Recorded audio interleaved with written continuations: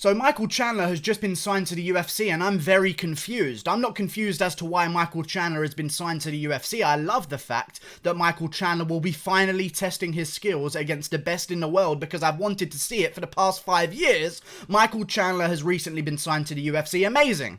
One thing I am confused about though are the conditions in which he was signed under. I don't like the way that they're doing this with Michael Chandler because I like that Michael Chandler is in the UFC. Don't get me wrong. I'm not one of those guys that says, oh, he's not worthy. Don't give him anyone. Give him someone outside the top 15. I'm not that kind of guy. I'm going to be very lenient here. I was thinking maybe we give him someone inside the top 10. Maybe a Paul Felder or something. But the UFC has signed Michael Chandler to the UFC so that he can be a short notice replacement for Khabib versus Gaethje when Ferguson was ready to go on the same card, UFC? What is going on here? Why would they do this? First of all, let's just think about what they're thinking here. I have no idea what they're thinking here. I can't come to a logical explanation as to why they would sign Michael Chandler from Bellator, who, by the way, is not the top dog at Bellator. He got KO'd by Pitbull. Like, that's another bad thing. Like, fair enough if Michael Chandler was the undefeated guy at Bellator, beating everyone. If he beat Pitbull in the first round by KO, and then he was being signed to the UFC, that would be okay. But Michael Chandler got KO'd not too long ago by Pitbull. And fair enough, he beat Benson Henderson. But Benson Henderson, at this point in his career, you know, not quite the same Benson Henderson, I'm sure we'll all agree. Michael Chandler has been signed to replace Gaethje or Khabib if either one of them fall out. I don't know why, man.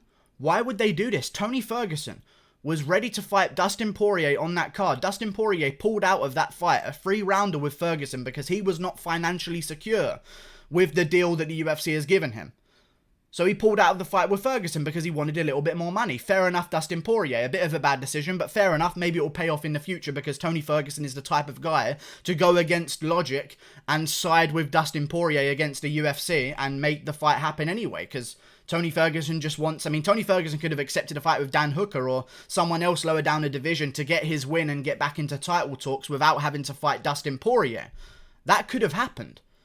But he wants to wait for Dustin Poirier. But Michael Chandler to be the replacement on a card that Tony Ferguson existed on until today is just not logical. What has Michael Chandler done in the UFC that so many other top contenders in the UFC have not done to earn himself a title shot? Nothing. He beat Benson Henderson. That's how they'll try and sell this if someone does pull out of the Gaethje or Khabib fight on short notice. They will sell it as, he just beat one of the former greatest lightweights of all time and now he's coming for the UFC current lightweight greatest champion of all time. You know, like that's how they'll try and sell that fight. But Benson Henderson isn't the same man as I said before. But why would they risk this as well? Michael Chandler, first of all, we're going to get to USADA. Michael Chandler, why would they risk him? If he wins, we're a laughingstock. If he loses, Gaethje or Khabib beat Chandler, who got KO'd by Pitbull in Bellator. It's a lose-lose. It's a lose-lose situation. Why would they do this? And then I thought again, let's talk about USADA. If I had to name one fighter outside of the UFC that's high-level and elite-level fighter, if he is an elite-level fighter, name me an elite-level fighter outside of the UFC that's well-known, has a name, that's on steroids most definitely, in my opinion. I would say Michael Chandler. I cannot not look at him and assume that he's on steroids. He has the most veins I've ever seen in arms combined of any arms. Like, I've seen pensioners' arms, and there's less veins protruding on them than Michael Chandler's. I mean, Michael Chandler's got the full vein right across his bicep. We see guys in ridiculous shape non-stop. Go and look at Michael Chandler's pictures. It's ridiculous. I worry about USADA here. I really do. But one thing I also want to mention about USADA, that I know a lot of people have been talking about, that I want to also express, Michael Chandler's joining the UFC. He was not previously under USADA. He now does no longer have to go through the 6-month period of USADA testing before he fights. He can just jump in a month later. And before people come out and tell me, oh, Michael Chandler's been already in the USADA testing pool for ages, they just weren't telling us about it. Michael Chandler fought a month ago in Bellator against Benson Henderson. No, he hasn't, okay? No, he hasn't. So why does Michael Chandler get to skip the 6-month period that you have to go through under USADA to compete in the UFC? Especially when it's a guy who is questionably on steroids.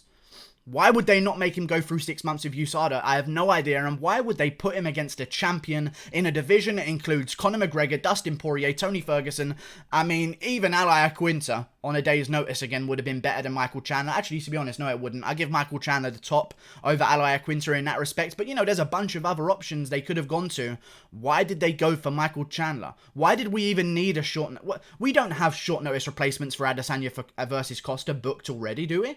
We don't do that for every single championship fight on the card. All right, we've got the 2 champions in there, and the contender and the champion are both booked. Now let's get the replacement for all of them. Why is Michael Chandler the replacement over everyone else in the UFC? It makes zero sense, especially Tony Ferguson. Why would he be the replacement over Tony Ferguson? It genuinely makes no sense whatsoever. I don't know why the UFC has done this. I'm so confused. Don't get me wrong. I love it. I love the idea. Michael Chandler, great fighter, really good. I respect him. I'm going to bring the lighting down a little bit here. Great fighter. I respect him. He has a real good chance in those fights. I think he'd lose both of them, but he's got a real good chance because he's got big power. He's very fast and he's very explosive. And on short notice, explosive guys seem to be favored in those wild exchanges in the first round, but I don't understand anything. If I was thinking about I was going to make a video today, actually. Is it Friday today? Yeah, Friday. Jesus, lockdown has been long. Friday today. I was going to make a video today called Top 5 Fighters I Need to See in the UFC. It was going to consist of Lima, Vadim Nemkov, and it was going to be Michael Chandler on there as well. Just out of curiosity, I'd like to see Michael Chandler in the UFC. I was considering Michael Chandler maybe take on Ali Abdelaziz, Paul Felder, winner of Makhachev versus RDA. Who knows if they want to give Makhachev another guy unranked in the UFC lightweight division if he wins against RDA. But still, if RDA wins, RDA versus Chandler would be a great fight night headliner or an addition to a main card of a pay-per-view. I mean, there were so many better options. Dan Hooker is going to be looking to come back probably in December now because he's not getting the Ferguson fight by the looks of things.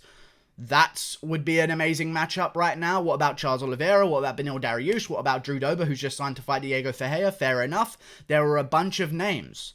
Why give him the title shot? I don't understand it, but what I think they're trying to do, and this would be a weird play, and I wouldn't understand why they made this play. I don't know why it keeps getting progressively more and more bright. I'm literally turning down the lighting as we speak, but still, something's wrong with it. But still, the only logical thing I can think of is that they hope to give Chandler good press before his first fight in the UFC. They want the UFC casuals, who are going to be watching Khabib versus Gaethje, no doubt, to get aware of Michael Chandler before he actually makes his UFC debut. And if that's the play they're making, it's not 5D chess. Okay, I can say that sometimes. It could be a 5D chess play, but it's kind of like a 5D chess play from a retard. Like, any retard can make a 5D chess play, and I feel like that's what the UFC's done here. I've just struggled to find any positive, and that's the only one I can think of. They want to get Michael Chandler showing up at the Khabib Gaethje weigh-ins on the scales as the replacement. Every casual's like, who's this guy as the replacement? What are they doing?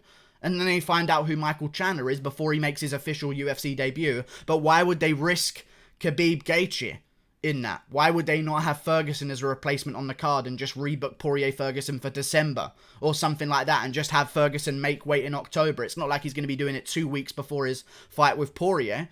Book Ferguson Poirier on a pay-per-view in December and have Ferguson make weight in October for Khabib versus Gaethje. You know, that makes the most sense in the world. But no, Michael Chandler. Why is it getting brighter on my face? I'm not that pale. I'm going to turn it down again. And it's still, I don't know what's going on. There's a supernova going on behind the webcam, apparently. But still, why would they do this? I'm just trying to rally a response. I don't understand why they would take this risk. And I know that Dana White said that Michael Chandler was very nice in the meeting that he had with him. And maybe that's the reason. Maybe Michael Chandler was a very nice interview with Dana White. Much like a Rachel Ostovich type interview, you know? You know what I mean? Just a little bit of rub and tug from Chandler makes the wheels go round on Dana White's car towards a title shot. I mean, it doesn't make any sense why they would do this, and I just don't understand why they would give Chandler the shot over Ferguson. I don't get it. Like, what do they want to happen? Chandler to step in and accidentally win, and now we don't have the best lightweight division in men's MMA around the world? Is that what they want to do? Chandler steps in and wins. We're shit. Okay? I'm sorry about that, Chandler. I know you're a world-class fighter, but that will be the perception. Haha, UFC Omega lol. That will be the perception that the fans have. UFC shit. Chandler beat the lightweight champion, and Chandler lost to Pitbull. So Pitbull's better than Chandler still, and Bellator's better than UFC in the lightweight division. If Chandler steps in and loses, waste of time. Chandler, who cares? Bellator guy got KO'd by Pitbull. No one gets the credit for the win either. So what's the point then? Other than the promo for Chandler's official debut, to have some kind of footage of him being there to step in for the Khabib Gaethje fight. I don't think anyone's going to fall out of the Khabib Gaethje fight, but I don't know this. But if I found out that Chandler is signed to Ali Abdelaziz, I'm going to look it up right now. I don't know this. I actually don't know this. But it's a good thing my computer's fucking crashing as we speak. I'm so glad that it's doing that in the middle of my video. I'm so happy about this. Please keep lagging and taking ages, making me look an absolute fool on my video. Yes, don't respond, Google Chrome. Fucking good. I'm loving it. Don't respond even more to me. Yes, don't open my new tab. Why would I click new tab if I didn't want you to open one? Here we go.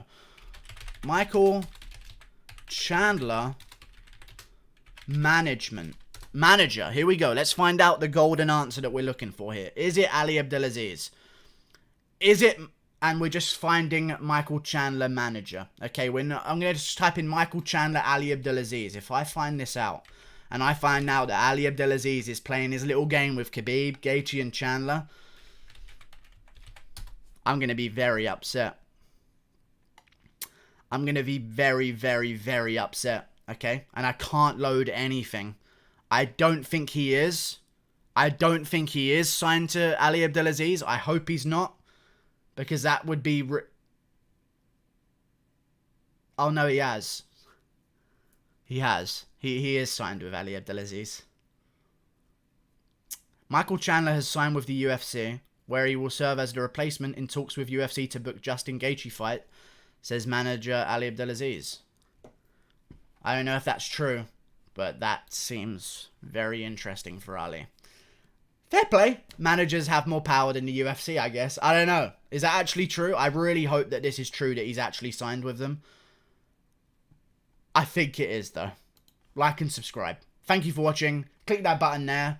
Fucking Ali Abdelaziz found his way to make another mess of things. I hope that he's actually the manager and I haven't been absolutely bamboozled by 3 different articles here that dictate that he is. But goodbye. Thank you for watching. Click that button there. See you later.